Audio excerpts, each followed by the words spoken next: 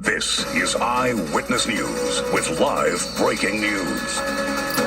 We do begin with breaking news. Air 7 over a massive fire in Cayuma Valley, and that's a little north of Ojai. Evacuation orders are now in effect. Let's send it over to Scott Reif in Air 7 with the latest details. Scott. Giovanna and Philip, this fire's consumed about 500, maybe 600 acres. Started yesterday about 6:30. Didn't do much, and then once it got hot today, it exploded. You can see there's a pretty good loom up right here. They're hitting it hard with the tankers and the helicopters.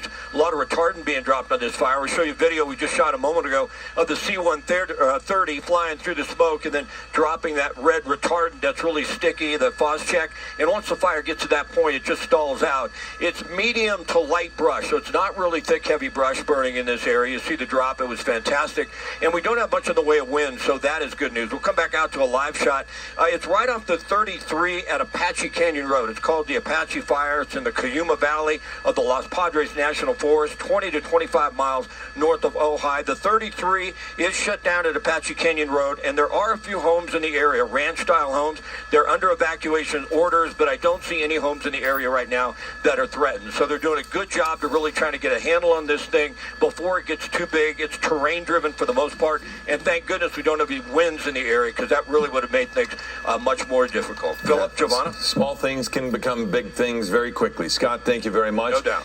And good morning to you. Thank you for joining us. This is Eyewitness News at 11 a.m. We're live on ABC 7, Hulu, and wherever you stream. I'm Philip Palmer. And I'm Giovanna Latta, and we want to get straight to Brianna Ruffalo. She's standing by with a look at our forecast. Hot temperatures out there for those firefighters. Yeah, good morning. I know that's such an indicator, too, of what these hot temperatures can do in terms of fire growth and just growing a couple hundred acres compared to where it was either last night or overnight. And so this is what we deal with when we see these hot temperatures. It does get pretty dangerous out there, and especially for the firefighters, too, because it is so hot. So we have a couple more days of this today, tomorrow. Finally, by the weekend, we have some relief in sight. That remains the big story, but the other one is also the monsoonal weather.